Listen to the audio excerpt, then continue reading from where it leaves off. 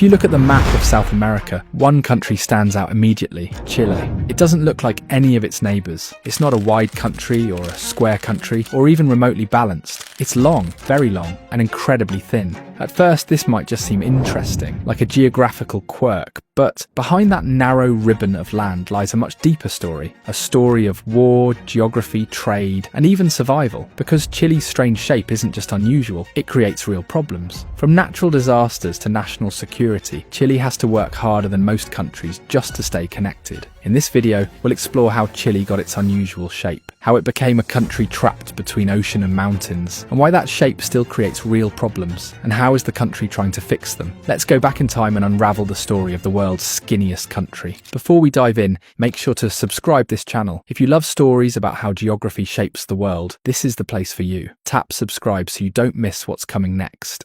Chile didn't start out this long and thin. It became that way through a mix of ambition, geography, and conflict. Centuries ago, before Chile even existed as a country, this narrow strip of land was home to various indigenous groups. In the north, there were Atacameños and Aymaras. In the south, the fierce and independent Mapuche resisted outside control for centuries. Then came the Spanish in the 1500s, searching for gold and empire. But colonizing Chile wasn't easy. Unlike Peru or Mexico, there was no wealthy empire to conquer. What the Spanish found instead was difficult terrain, mountains that split the land, deserts that never saw rain, and a fierce people who refused to surrender. The Spanish called it the end of the world, and for a while that's exactly what it felt like. After gaining independence from Spain in 1818, Chile was still a small country, mostly concentrated in the central region around modern-day Santiago and Valparaiso. But that quickly changed. In the 1800s, Chile began expanding aggressively in both directions. The northward push became especially important during the War of the Pacific, which lasted from 1879 to 1884. In that war, Chile fought against Peru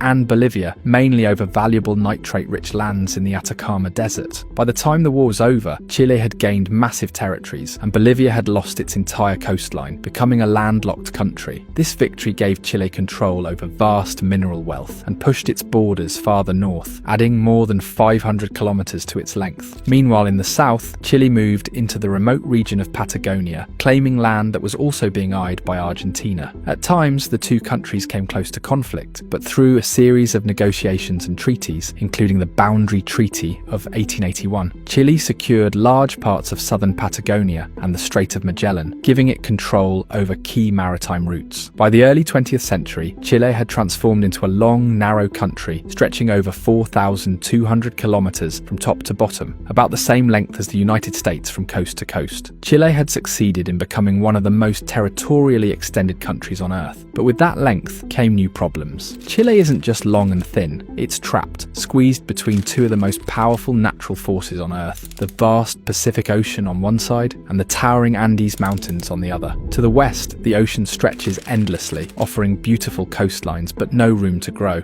To the east, the Andes rise like a massive wall, one of the highest mountain ranges in the world. These mountains aren't just tall. In some places they reach heights of over 6,000 meters, forming a near impassable natural barrier. This geography turns Chile into what feels like a narrow hallway, a country that's stretched from north to south but barely wide enough to breathe. In its narrowest parts, Chile is less than 100 kilometers wide. That's thinner than some small US states. Now imagine trying to build a country on that. Roads that have to wind between mountains, railways that can't cut across flat land because there isn't any, and cities that can only grow in one direction, north or south. In the north, the challenges are just as extreme. Chile is home to the Atacama Desert, the driest desert in the world. Some parts haven't seen a single drop of rain in decades. It's so dry and lifeless that NASA has tested Mars rovers there, yet people still live and work in the Atacama, mining valuable resources like copper and lithium. In the far south, the landscape flips. There you find cold rain, wind, glaciers, and icy fjords that split the land into pieces. Roads are difficult to build, or sometimes impossible. You can't just drive from one end of Chile to the other. In fact, in the southern region of Aysén and Magallanes, the only way to reach some towns is by ferry, plane, or by passing through Argentina. Yes, even today, some Chileans must leave their country, cross a foreign border, and re-enter just to visit another part of Chile. This isn't just inconvenient, it's a strategic vulnerability. If a natural disaster strikes, like an earthquake earthquake or a flood, rescue operations can be delayed for hours, even days. If a geopolitical conflict ever arises, Chile's disconnected geography becomes a serious risk. Supplies might not reach where they're needed, people might be cut off entirely. So while Chile's geography makes it beautiful and unique, it also makes the country fragile, like a ribbon stretched too thin between two forces it can't control. But Chile hasn't given up. It's found creative ways to fight this isolation, which leads us to the next part of the story. Chile's biggest challenge has always been keeping the country connected from top to bottom. Over the decades, the government has tried building roads, highways and airports to solve this problem, but geography keeps fighting back. In some places, the terrain is so rugged that building a road takes years, only to be wiped out by floods or landslides the following season. The Carretera Austral, also known as Route 7 or Southern Highway, is one of the most ambitious projects ever built in Chile. It was started in the 1970s during the military dictatorship of Augusto Pinochet, not just for development, but for national control. The government feared that the south, cut off from the rest of Chile, could become vulnerable to outside influence or even invasion. But building it wasn't easy. The road had to cut through thick forests, steep mountains, and raging rivers. Even today, after nearly 40 years, some parts of the highway are incomplete or can only be crossed by boats. Maintaining this highway is expensive, and natural disasters like earthquakes and landslides constantly damage parts of the road. Speaking of earthquakes, Chile is one of the most earthquake-prone countries in the world. It is located on the Pacific Ring of Fire, one of the most seismically active regions on the planet. It experiences thousands of small earthquakes every year, and even several massive ones. In 2010, an 8.8 magnitude quake struck near the city of Concepcion, killing hundreds and destroying thousands of buildings. That quake was so powerful, it literally shifted the Earth's axis and shortened the length of the day by a tiny fraction. When disasters strike, Chile's long shape makes rescue efforts difficult. It can take hours or even days for aid to reach affected areas, especially in the south. For example, a hospital in Santiago is no use to someone trapped in a mountain village 2,000 kilometers away. And this isn't just about disasters. Even in normal times, everyday life in Chile requires a massive effort just to stay connected. Flight times between the north and south can stretch over 5 hours. Cargo trucks often have to cross into Argentina and then come back, just to bypass impassable terrain. The further south you go,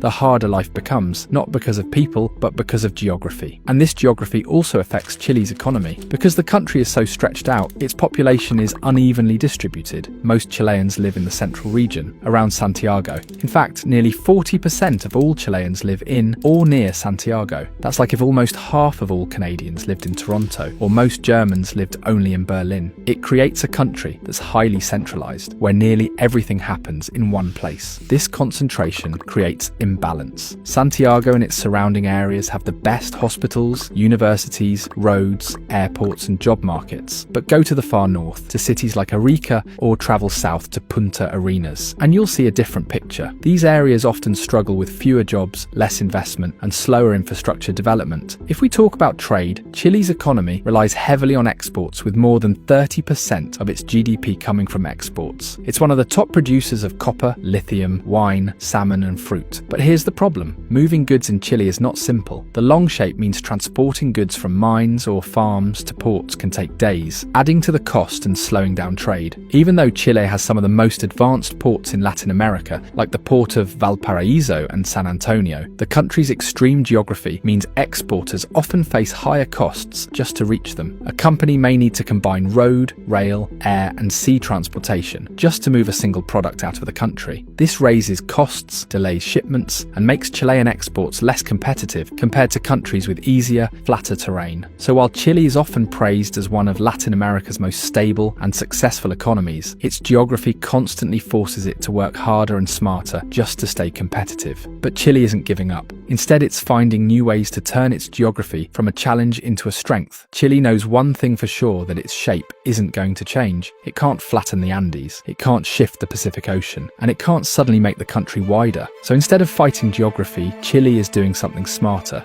it is adapting. The government has invested in high-speed internet and satellite connectivity to improve communication across the country. By 2022, over 90% of Chileans had access to the internet, and remote villages that were once isolated are now part of a digital network. In remote areas, they're using drone deliveries, solar-powered microgrids, and small regional airports to stay connected. But Chile knows it can't do everything alone. That's why it's also working with its neighbours, especially Argentina. In some parts of the south, it's actually faster, easier and cheaper to move goods through Argentina and then back into Chile than to ship them directly through Chilean territory. And in the far south, especially in Magallanes and Tierra del Fuego, Chile is investing in ferries, bridges and tunnels to better connect isolated towns, though many of these projects take years to complete due to the challenging terrain. At the same time, Chile is leaning into its strengths. It has built a reputation as one of the most stable and tech-savvy countries in Latin America. It's now a regional hub for startups, fintech companies, and green energy innovation. In 2023, Santiago was ranked among the top cities in Latin America for startup activity, thanks to government-backed incubators and investor-friendly policies. Chile is also becoming a leader in renewable energy with some of the world's most ambitious solar and wind farms. It's turning the natural limits of its geography into new industries, proving that a narrow, stretched-out country can still lead the way. So Chile's story is a reminder that geography is not just something you see on a map. It shapes politics, economy, culture, and even how people live day to day. And for Chile, that shape, a thin ribbon wrapped around the edge of a continent, tells a story that's still unfolding. If you enjoyed this video, don't forget to hit subscribe and check out more fascinating geography stories right here on our channel. Thanks for watching, and we'll see you soon in another eye-opening video. Take care.